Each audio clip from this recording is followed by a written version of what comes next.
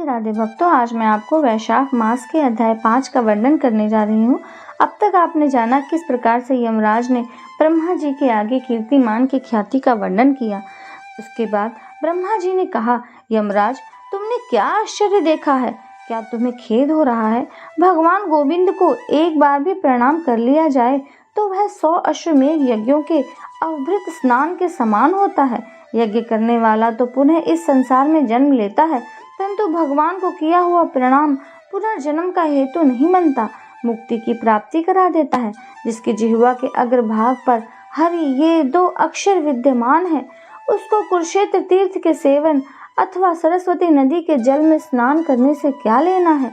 जो मृत्यु काल में भगवान विष्णु का स्मरण करता है, वह अभक्ष्य भक्षण आदि से प्राप्त हुई पाप राशि का परित्याग करके भगवान विष्णु के सायुज्य को पाता है, क्योंकि भगवान विष्णु को अपना स्मरण बहुत ही प्रिय है। यमराज, इसी प्रकार वैशाख नामक मास भी भगवान विष्णु को प्रिय है, जिसके धर्म को श्रवण करने मात्र से मनुष्य सब पापों से मुक्त हो जाता है।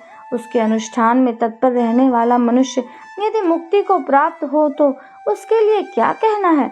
वैशाख मास में भगवान पुरुषोत्तम के नाम और यश का गान किया जाता है, जिससे भगवान बहुत प्रसन्न होते हैं। पुरुषोत्तम श्रीहरि संपूर्ण जगत के स्वामी और हमारे जनक हैं। यह राजा कीर्तिमान वैशाख मास में उन्हीं भगवान के प्रिय धर्मों का अनुष्ठान करता है, जिससे प्रसन्न चित्त होकर भगवान विष्णु सदा उसकी सहायता में स्थित रहते हैं। भगवान वासुदेव के भक्तों का कभी अमंगल नहीं होता, उन्हें जन्म मृत्यु जरा और व्याधि का भय भी नहीं प्राप्त होता। कार्य में नियुक्त हुआ पुरुष यदि अपनी पूरी शक्ति लगाकर स्वामी के कार्य साधन की चेष्टा करता है तो उतने से ही वह कृतार्थ हो जाता है। यदि शक्ति के बाहर का कार्य उपस्थित हो जाए तो स्वामी को उसकी सूचना दे दे, उतना कर देने से वह उत्तीर्ण हो जाता है और सुख का भागी हो जाता है। जिसने उस प्रयोजन को स्वामी से निवेदित कर दिया है, उसके ऊपर न तो कोई ऋण है, न ही कोई पातक लगता है। अपने कर्तव्य पालन के लिए पूरा यत्न कर लेने पर प्राणी का कोई अपराध नहीं रहता। यह कार्य तुम्हारे लिए भी असंभव है, अतः इसके विषय में तुम्हें शोक नहीं करना चाहिए। ब्रह्मा जी के ऐसे कहने पर यमराज ने दीन वाणी में कहा, तात, मैंने आपके चरणों की सेवा से सब कुछ पा लिया।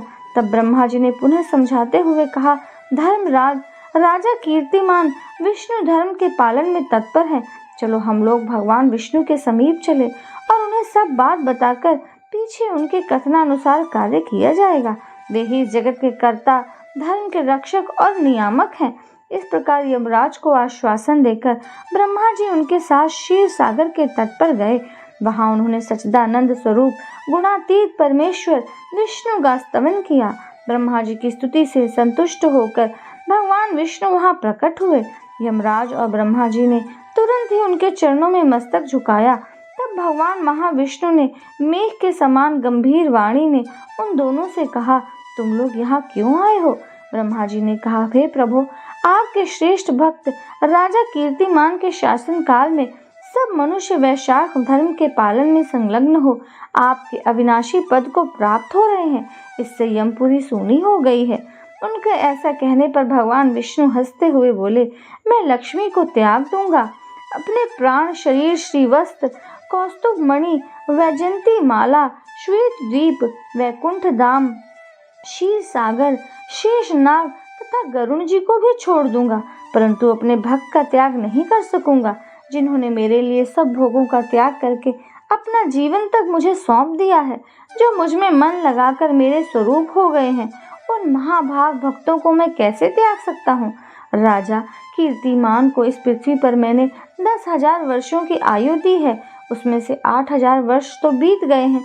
शेष आयु और बीत जाने पर उसे मेरा सायुज्य प्राप्त होगा। उसके बाद पृथ्वी पर बेन नामक दुष्टात्मा राजा होगा, जो संपूर्ण वेदोक्त महाधर्मों का लोप कर देगा। उस समय वैशाख मास के धर्म भी छिन्न भिन्न हो जाएंगे। बेन अपने आप ही पाप से भस्म हो जाएगा। तत्पश्चात मैं पृथु होकर पुनः सब धर्मों का प्रचार करूंगा। उस समय लोगों में वैशाख मास के धर्म को भी प्रसिद्ध करूंगा।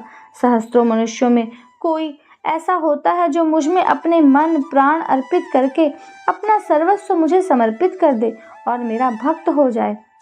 जो ऐसा होता है वही मेरे धर्मों का प्रचार करता है। इस वैशाख मास में से भी मैं वैशाख धर्म में तत्पर रहने वाले महात्मा पुरुषों तथा राजा के द्वारा समयानुसार तुम्हारे लिए भाग दिलाऊंगा। लोक में जो कोई भी वैशाख मास का व्रत करेंगे वे तुम्हें भाग देने वाले होंगे। उनके वैशाख मास में बताए हुए महाधर्म के पालन में तुम कभी विघ्न न उपस्थित करना। यमराज को इस प्रकार आश्वासन देकर भगवान विष्णु वहीं अंतर ध्यान हो गए। ब्रह्मा जी भी अपने सेवकों के साथ सत्यलोक को चले गए। उसके बाद यमराज भी अपनी पुरी को पधारे। वैशाख मास की पूर्णिमा को पहले धर्मराज के उद्देश्य से जल से भरा हुआ घड़ा, दही और अन्न देना चाहिए।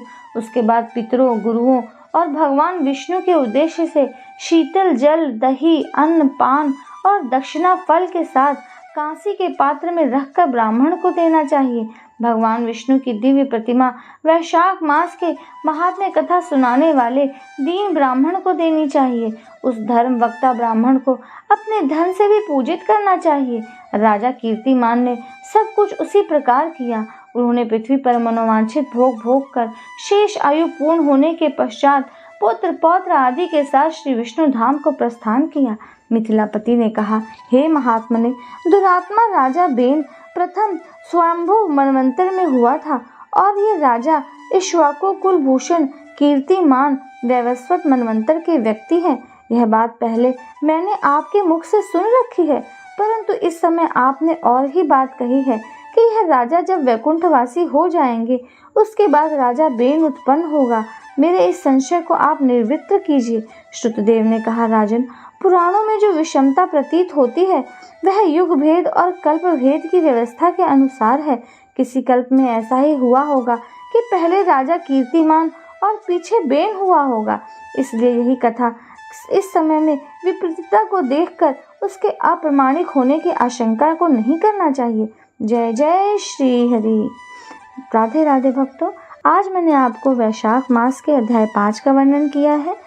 अगले अध्याय को सुनने के लिए मेरे चैनल को सब्सक्राइब करें, वीडियो को शेयर करें तथा बेल आइकन को प्रेस करें। तब तक के लिए नमस्कार।